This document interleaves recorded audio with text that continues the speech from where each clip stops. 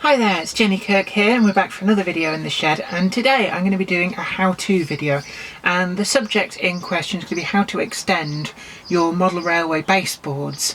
And what actually happened here is when we built the layout in the shed, we kind of had an idea that we wanted this space in the middle to be able to stand in, but as is always the way, it turns out there's probably more space in the middle than I actually, strictly speaking, need. So what I've actually been doing is slowly extending some of the baseboards, and you can see here this has been apparent in the videos for quite some time. I've never really talked about it, but originally the edge of the baseboard here is pretty much where this white cable run has been put on, and it went all the way to the bridge, so that this track was right at the very edge of the baseboard. And actually with operation of this layout, it was quite apparent that really we could have had the full width here. It didn't impinge on mobility in this area. So what I did was I extended the baseboard, put in this scenic disused track, and did some scenic work. Now the extra track is non-functional, but it does fit in with the original Bolton Trinity Street station that this is all based on. And what we did to hide the join was I made this cable run out of some strips of balsa, and then cut card to length for the capping stones, and then painted it all in an off-white. I used a piece of very bent up old track that was really no use whatsoever for anything other than scenic work because it was so bent and twisted, but it's opened up a lot more angles for videos and photographs. And it also means that the stock that's passing through on this line isn't at risk at plunging off the edge and into the abyss. So job done there, and what this showed me was it was quite easy to do. So what I've been starting to do over here is, you can probably see I've already fitted a piece right at the back here, which is where my computer keyboard sits, and that's actually given me a modelling area. Whereas before, you can see the join. I mean, I could probably get some wood filler and smooth that off and you'd never notice. But it was very difficult to actually make up kits and stuff because it just didn't have the surface space for doing it. So this extension here gave me that extra modelling space. And what I've started doing down here is widening this baseboard again. You can see I've already fitted in the basics here, but I need to continue this all the way to the end. I was thinking about adding this in and having some more extra track work, filleting everything in. But what I've decided is that I'd be putting it in just for the sake of putting it in. It wouldn't be particularly operable, and actually I'd rather leave the track work in a reliable functioning state, and I'm going to use this extra width as a scenic piece that will allow much better video angles for the low angle shots, because you're not worried about getting the edge of the baseboard into shot all the time.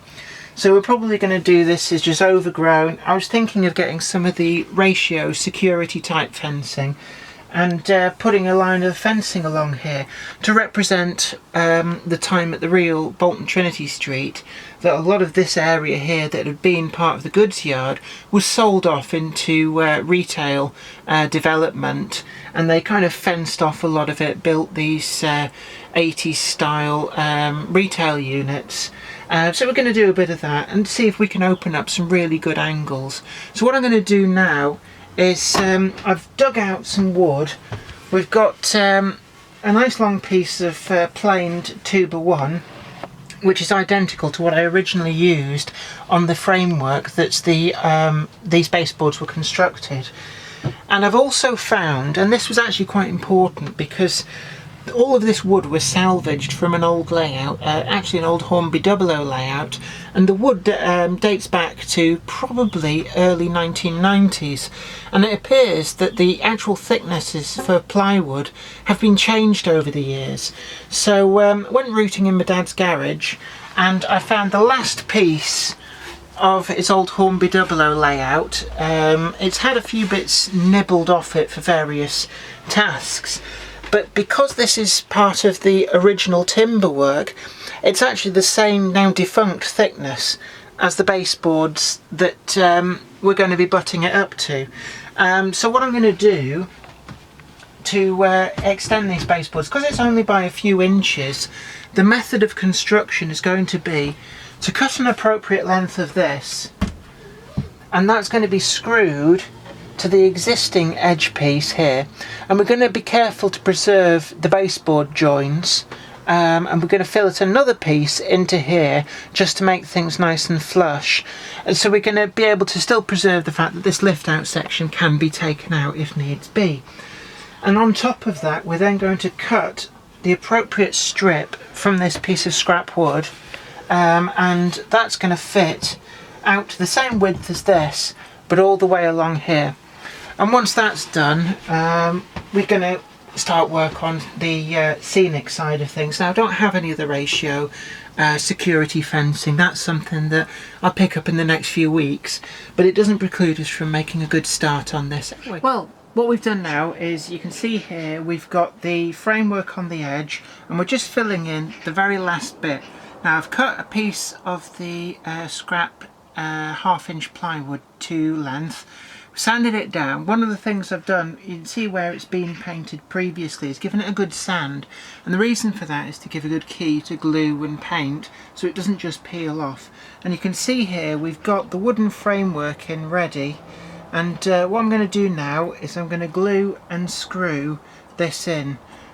So first up, we're using a bit of the old school PVA, and we're going to make sure that we've got some of this all down the edges where it's going to make wood on wood contact. So a little bit there, a little bit there.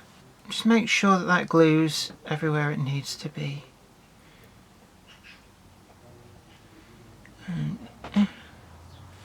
Right, and we're going to just push this in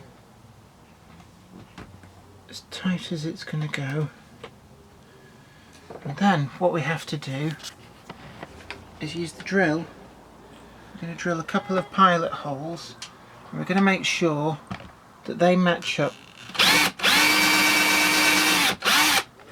with those wooden strengthening pieces underneath. So I'm going to put one there. These are just to stop the wood from splitting when the screws go in. So we've got our screws here, and just going to fit these hand tight into the holes. Should use a longer one there. And then putting lateral pressure, stop it from moving. Oh. And as we saw, it moved. So let's try one of these.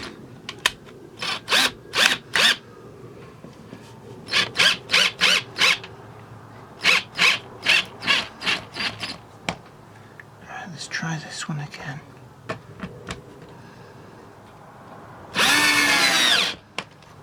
Perfect. Nice and tight. And that's all in there. And we've got one more that just needs to go in there. And there you have it.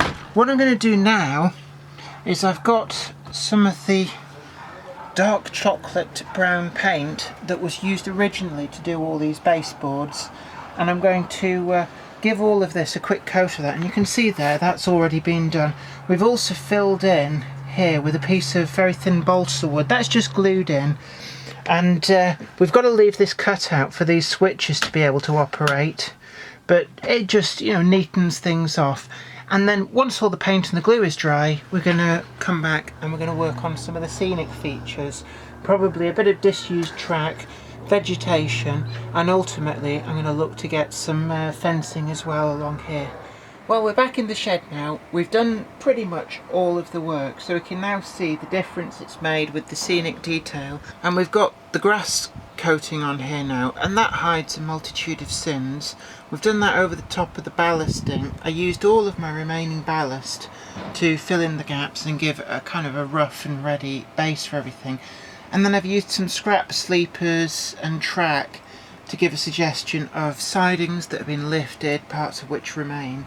And then we've also built a bridge abutment back here, and this is to finish off the Lever Street footbridge. I've still got a bit of work to do at that end to fill the gap on the actual plastic structure of the bridge, but we can see how it's all coming together here now.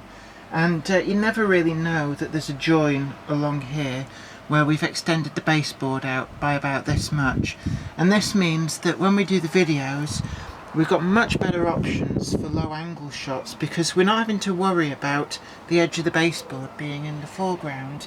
And it also, from a safety point of view, it means that trains, if they derail, aren't going to fall on the floor, and there's also less likelihood of trains getting knocked when they're running.